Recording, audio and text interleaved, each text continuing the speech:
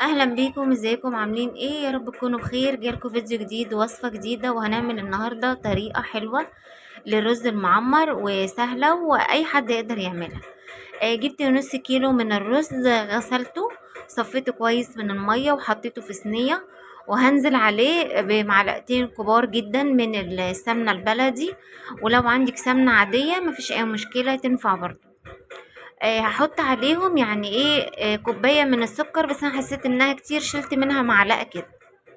هقلبه كويس قوي في السمنة لحد ما يشرب السمنة والسكر، واحط عليهم كيس فانيليا، وهنزل عليهم بذرة من الملح. معايا كيلو لبن مغلي لسه نازل من على النار على الرز على طول. اهم حاجة يكون الرز مغلي كويس جدا وسخن، علشان انا الرز بتاعي مش منقوع، فعايزاه يستوي بسهولة ويغلي بسرعة في الفرن. وطبعا اهم حاجة يكون الفرن سخن جدا.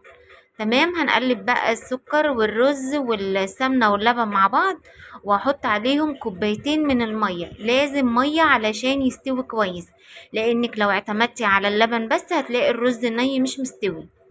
خلاص، يعني ممكن تحطي عليه كوباية سكر، وممكن اكتر وممكن اقل. دوقي اللبن هتلاقيه زي ما انت عايزه. دخلتها فرن سخن جدا لحد ما تشرب اللبن، احمرت من الحروف. بعد كده هولع عليها الشوايه. ولعت عليها الشوايه بقت بالشكل ده.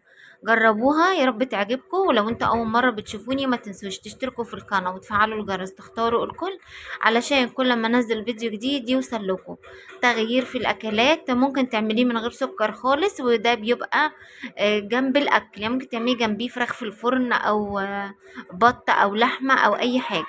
تمام، لكن انا عاملاه حلويات نحلي بيها. هناخد حتة كده من النص ونشوفها، شكله حلو جدا وطعمه احلى. جربوه يا رب تعجبكم، ومع السلامة، اشوفكم في فيديو جديد.